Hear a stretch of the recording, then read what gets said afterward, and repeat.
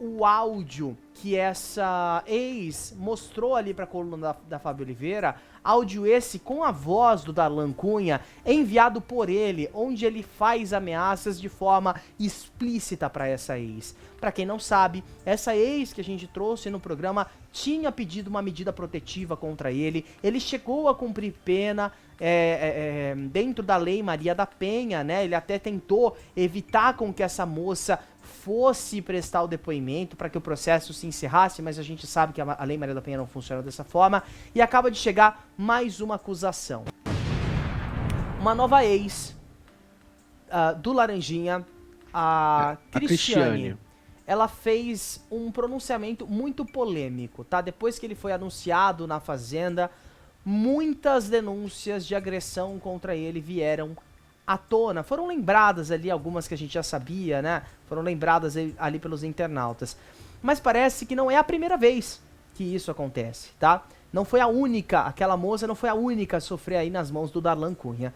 Uma segunda ex-namorada chamada Cristiane, que hoje tem 27 anos, né? Com quem ele ficou por cerca de 9 meses, foi incentivada pelas exposições da outra moça e resolveu contar tudo que ela passou nas mãos do Laranjinha, né, do Darlan Cunha. E conversando com a revista Quem, ela relatou que começou a namorar o ator em 2013, quando ela tinha apenas 16 anos.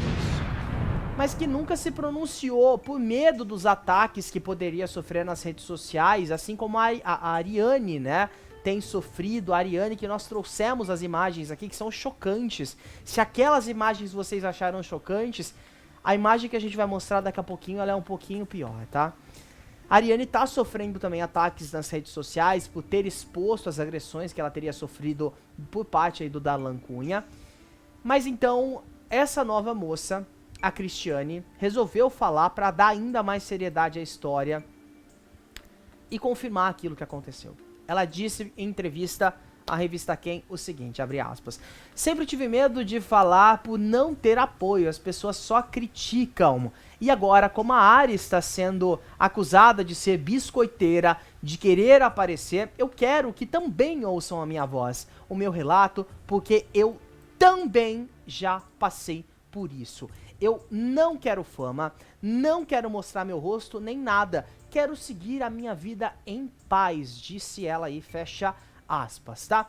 Assim como a Ariane, a Cristiane contou das agressões que ela foi vítima, né, que teria sido vítima na mão do Darlan Cunha, e muitas delas, segundo ela, motivadas por traição, abre aspas. "Eu era muito nova ainda, fui muito influenciada por ele. Tudo que eu falava, ou melhor, tudo que ele falava, eu acreditava. Peguei muitas traições, mas ele sempre vinha com um papo romântico de que ia mudar, e as agressões eram constantes, porque eu pegava as traições, questionava e ele me batia." Ela disse com todas as letras. E não acaba por aí. Abre aspas. "Eu era traída e agredida. Uma vez ele me cortou no pescoço com um vidro de porta-retrato que tinha quebrado em uma das brigas. A médica disse que por pouco não pegou uma veia do meu pescoço que me levaria à morte. Além disso, eu vivia de olho roxo. Os porteiros da casa dele perguntavam o que tinha acontecido e eu inventava história de que eu tinha caído no banheiro." Olha só. Ela conta ainda que em uma das discussões acabou, né, que as discussões acabavam em surras. E ela contou ainda que foi trancada, mantida em cárcere privado, no banheiro da casa do ator. Abre aspas.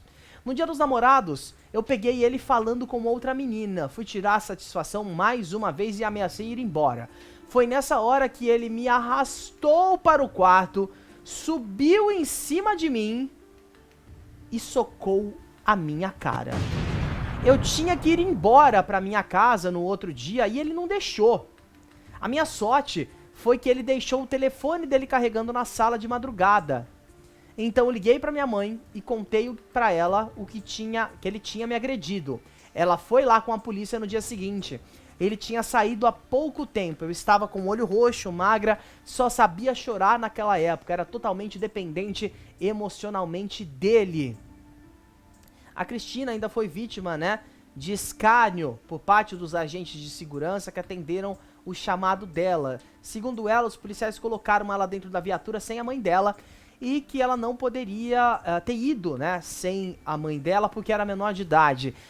Segundo ela, os policiais debocharam dela, dizendo que no Dia dos Namorados ela recebeu porrada ao invés de flores e que ia voltar pra ele. Foi uma cena horrível e traumatizante, desabafou ela em entrevista. Já na delegacia, os jornalistas queriam conversar com ela, mas ela pediu para que a mãe não falasse, né, com os jornalistas, dizendo que ela não queria ser exposta e que também não queria expor ninguém, mas que o delegado disse a ela que isso ia ajudar a acabar com a imagem do Darlan Cunha, então a mãe acabou liberando uma imagem do olho dela roxo, que tá na internet até hoje, foi capa de jornal, programa de TV, mas ela disse que ficou revoltada com a atitude da mãe dela, né, porque, segundo ela, ele teria a manipulado mais uma vez, dizendo que para que ela salvasse a imagem dele de alguma forma. E a gente falou aqui nessa semana sobre o outro caso, né, onde foi arquivado porque ela teria mudado de ideia, né, e retirado a queixa. Tanto que a gente até questionou por que ela tinha tirado a queixa e tudo mais, e aí fica claro, né? O que aconteceu agora. Ela fala que qual era o discurso dele para ajudar ela, ou melhor, para fazer ela a mudar, né, de opinião, a ser convencida. Ele falava o seguinte, abre aspas, ele falava que me amava muito, que queria ficar comigo, me dava carinho, presente e eu acabava cedendo. Até que minha mãe me expulsou de casa e ele pagou um lugar para eu ficar. Lá ele me bateu e cortou meu supercílio. Depois de ele aparecer na televisão, no jornal, ele me bateu várias outras vezes. Ele me manipulava porque eu estava sem minha mãe, sem minha família, morando de favor através dele, fiquei nas mãos dele, apanhava muito. Como naquela época eu fui pego em cárcere privado e estava com hematomas, ele foi condenado pela Lei Maria da Penha, mas por ser réu primário, cumpriu a pena em liberdade usando tornozeleira eletrônica por 3 meses. E para completar, ele e o empresário dele me fizeram escrever uma carta, eles ditando para eu escrever de próprio punho para ajudá-lo. Esse olho roxo da foto, ele me mandou dizer que foi um acidente causado por um relógio. Como bater no relógio ficaria desse jeito? Aquilo foi muito soco na cara que eu levei. Ele era ruim, não me batia porque perdia a cabeça. Ele planejava. Ele me tirava da sala e me levava para o quarto, porque lá os vizinhos não iriam escutar os meus gritos. Corriam atrás de mim com um taco de beisebol, já me deu uma tacada de beisebol na perna. Eu nem sei como estou viva, declarou então a moça, né? São relatos muito fortes, relatos assustadores, né? Olha a situação do rosto dela, né? Ela ficou inclusive com transtornos psicológicos assim. Meu Deus. Acho que é óbvio, né? Não tem como dizer que não ficaria. Acho que seria impossível a pessoa passar por tudo isso, tão jovem, 16 anos, passar por tudo isso. Isso em apenas 9 meses, tá, gente? Em apenas 9 meses foi o tempo que eles ficaram juntos. Ela continua. Isso tem muitos anos, mas toda vez que eu falo parece que eu tô revendo tudo aquilo de novo, me dá ansiedade, eu tive que fazer terapia, tomar remédio psiquiátrico, a minha mãe já não suportava mais ele, já não queria mais o relacionamento, só que eu insisti em manter, porque eu amava tanto, era tão cega e doente por ele, e fiquei até contra a minha mãe. Ela ainda questionou como o Darlan Cunha foi escolhido para participar da Fazenda, né? Ela fala o seguinte, como uma pessoa com histórico igual dele, ao de agressões, pode pagar de bonzinho na televisão, ele é um cara violento, ninguém gosta dele. E vê-lo na televisão como se não tivesse feito tudo isso, para essas mulheres é muito frustrante. Ele está saindo como bonzinho, mas ele não é. Ele é uma pessoa mau caráter, é um monstro. Não consigo nem ver o programa. Minha mãe tem pavor dele. As pessoas estão falando que ele foi inocentado pelo caso da Ariane, mas ele não foi inocentado pelo meu. Que justiça é essa? Vai precisar alguém morrer para ter voz? Fecha aspas. Então foi esse o desabafo feito então por uma das vítimas, a Cristiane. Hoje ela tem 27 anos, se relacionou com o ator por 9 meses no ano de 2013. Então ela tinha 16 anos naquela época, e em apenas 9 meses ela passou por isso tudo nas mãos do Darlan Cunha. São as informações dela, que inclusive ainda relata que tanto ele quanto o empresário dele ditaram uma carta para ela escrever de próprio punho para limpar a barra do ator, né, para que ele fosse aí, digamos, inocentado. Porém, mesmo assim, ele teve que cumprir 3 meses aí com a tornozeleira eletrônica, porque por causa do flagrante, né, já que ela estava em cárcere privado, já que ela estava cheia de hematomas, como esse que você pode ver na imagem. E realmente a gente questiona mais uma vez por que a Record insiste em levar pessoas para o programa, pessoas essas que têm esse histórico violento, pessoas com histórico de problemas seríssimos com a justiça, pessoas com histórico de agressão física, de violência doméstica. Tudo bem que você pode até falar que está dando uma nova oportunidade, mas, gente, não tem oportunidade para uma pessoa que vai participar de um reality show e vai sair como bonzinho depois, sendo que essa pessoa fez esse tipo de coisa. Tudo que ela falou aqui sobre ser um mau caráter, sobre ele ser um monstro, acho que não tem outro termo para utilizar quando ele fazia isso com a pessoa que dormia com ele. Se ele a pessoa que supostamente ele dizia que amava, né? A pessoa que ele estava dizendo que amava, que ele estava manipulando de toda forma, que ele traía e depois agredia porque havia sido descoberto. Então, assim, qual que é o sentido de dar espaço para uma pessoa dessa na televisão? Qual que é o sentido? Não dá para tapar o sol com a peneira, gente. A Record tem que rever urgentemente quem que eles estão chamando para esse reality, e não é de hoje que a gente fala isso. Todo ano é isso, todo ano é isso. É uma palhaçada, é uma palhaçada. Ela perguntou aqui, vai precisar alguém morrer para isso acontecer? Vai precisar alguém morrer? E o pessoal que tá defendendo ele do outro lado, falando que as meninas só querem fama, eu acho que tá bom de procurar um lote, né, para capinar, porque tá com muito tempo para ficar escrevendo merda na internet. Porque quem sofreu na mão de uma pessoa dessa, quem foi agredido na mão de uma pessoa dessa, é que sabe o que passou, não somente os abusos físicos, mas psicológicos. Isso fica na vida da pessoa para sempre.